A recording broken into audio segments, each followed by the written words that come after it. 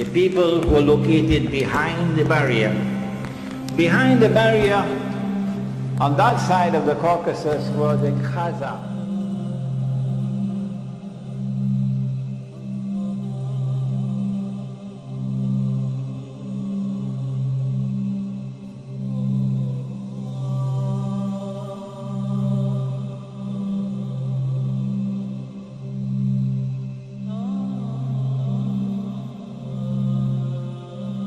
On that side of the Caucasus were the Khaza, a tribe of people who converted and became Jews. Must have been on a Sunday morning. And some of them converted from Judaism and became Christians. Must have been on a Sunday evening. So you have Khaza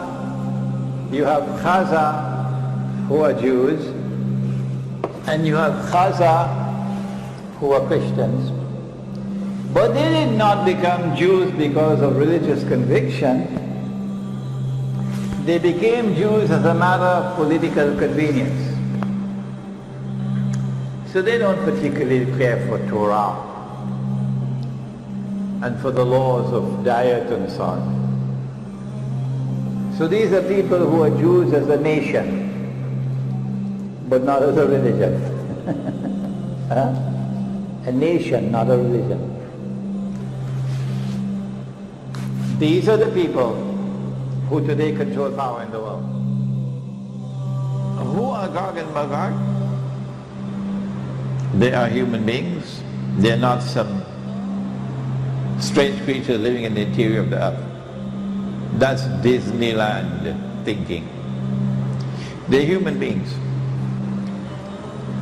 The barrier built by Zulkarnain was destroyed by Allah in the lifetime of Nabi Muhammad alayhi salatu wasalam. If you don't want to believe this that I have said, fine, you can accept that the barrier is still there. We don't have to be divided and be fighting with each other over it. No. I say the barrier is gone, it's destroyed. You say the barrier is still there. So why do we have to be fighting and dividing ourselves with each other over this? All I'm saying is if the barrier is still standing, why aren't you searching for it? I think there's a question of credentials here. If a barrier built by Zulkarnain mentioned in the Quran, a geographical reality mentioned in the Quran is still standing on the face of the earth, not buried beneath the surface of the earth, what kind of Disneyland thinking is that? If it is there standing on the face of the earth, why are you not searching for it? Why has no human being seen and recognized that barrier in 1400 years? And more since the Quran was revealed. Why? My answer is because it's already been destroyed. But you don't accept that answer. You say Imran Hosein is misguided. Don't listen to Imran Hosein. Fine. That's shameful. Scholars don't behave like that. If Gog and Magog have been released, then we can understand the fasad in the world today. Universal fasad. Inna Yajuj wa Majuj mufsiduna fil ard. If they are released in the world, they are the agents of fasad. They're the ones who have brought the Jews back to the Holy Land to reclaim it as their own. Then it's very easy for us to recognize who they are. To Gog and Magog, Yajuj and Majuj, which are major signs of Akhirul Zaman. And yet, our critics are emphatic that no, Dajjal has not been released. Gog and Magog have not been released. If we can't find a barrier built by Zulkarnain, which is made of iron and steel, it's probably somewhere down a few miles underneath the earth. Is that scholarship? We do not want to disrespect our critics. But we say, if you are not prepared to accept that Dajjal is the mastermind of the modern age, and that Gog and Magog are the means through which Dajjal pursues his mission on the earth, then we're very sorry, we're moving on. We can't wait on you. Nabi Muhammad alayhi salatu wasalam was asleep at the home of his wife Zainab radiallahu ta'ala anha.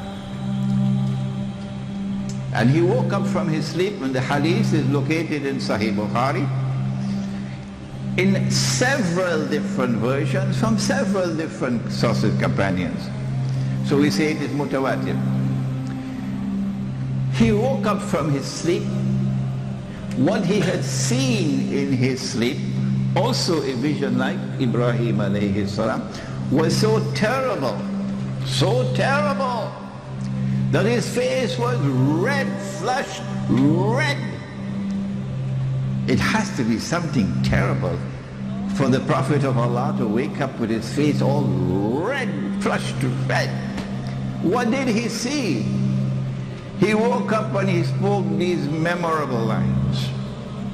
He said, وَيْلٌ لِلْعَرَبِ مِنْ شَرٍّ قَدْ اقْتَرَبَ. Woe unto the Arabs because of an evil, an evil. It can't be an ordinary evil for his face to be so flush red. It has to be a very great evil, which is now close. And then he raised his hands like this and he said, today. Today means this day or 1,000 years from now. Where has reason fled? He said, today. A hole has been made in the radam. He didn't use the word sad, he used the word radam. Surah Al-Kahf has both the words. When they asked Zulkarnain to build it, they used the word sad. When he built it, he used the word radam. And the hadith says the radam of Zulkarnain, of Yajuj and Majuj. Today a hole has been made, indicating that the great evil which is going to devastate the Arabs has not as yet occurred. It is an end time event because the words Gog and Magog are there. What is this great catastrophe that is coming on the Arabs? What is this great destruction that is coming on the Arabs which has not as yet come? Where is Islamic scholarship today? Why are you not asking these questions? And I'm not asking the Malay ulama. I'm not asking the Indonesian ulama. I'm asking the Arab ulama. She asked, who? Zainab radiallahu ta'ala anha. Anuhlika, will we be destroyed? Anuhlika, halaka, to destroy. Will we be destroyed? This is the word she asked. Will we, the Arabs, be destroyed when there are righteous people amongst us? The hadith is in Sahih Bukhari. He said, Na'am, yes. And then he went on to use words I never understood until recently, until I saw the pathetic state of Islamic scholarship today, and the even pathetic state of those who lead Muslims today. He said, إِذَا كَثُرَ الْخَبَثِ, when the scum prevails, then it will come. And today, the scum prevails. They have eyes and yet they cannot see.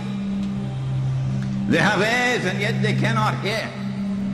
They have hearts and yet they do not understand. أُولَٰئِكَ كَالْأَنْعَامِ بَلْ هُمْ أَضَلُّ بَلْ هُمْ أَضَلُّ. They're worse than cattle. They're the scum. And when the scum prevails, then the destruction of the Arabs, not the Malay, not the Turks, the Arabs will take place. But I want to take you now back to that spot in the Caucasus Mountains, because we want to fine-tune our attempt to identify Gog and Magog.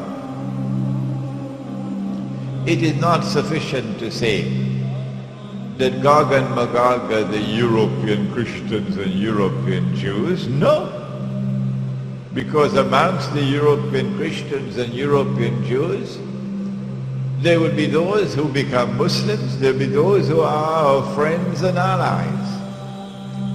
Do not make the mistake.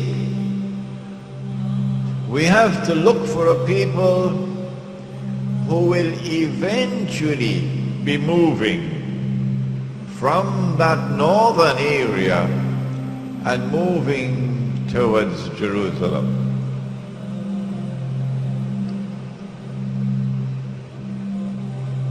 Shortly after the death of the Prophet sallallahu alaihi wasallam, something very mysterious happened in that part of the world that historians have chosen to bury. A tribe called the Khaza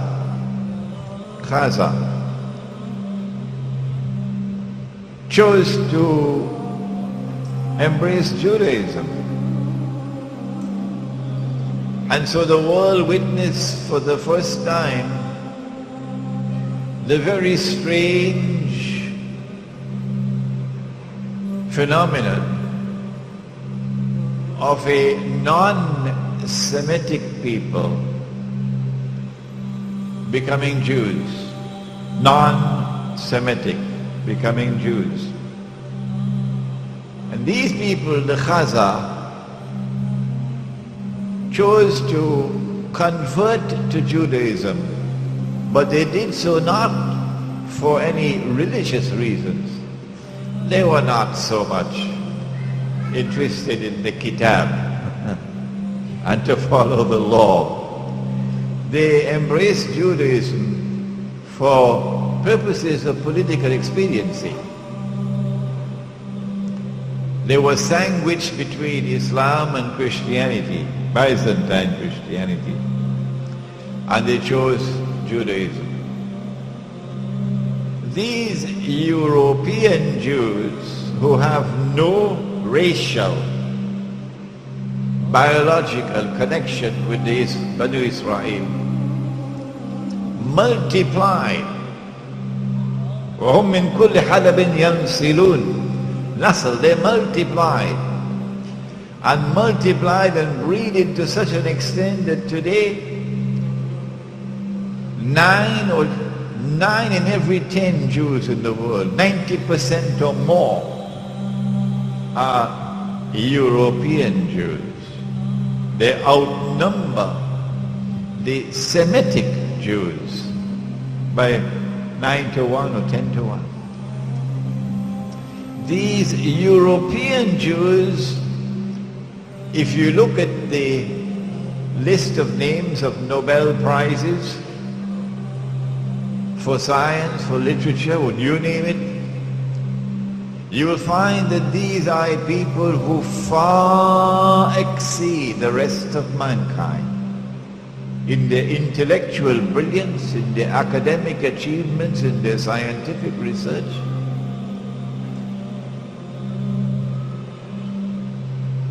They are a people different from the rest of mankind.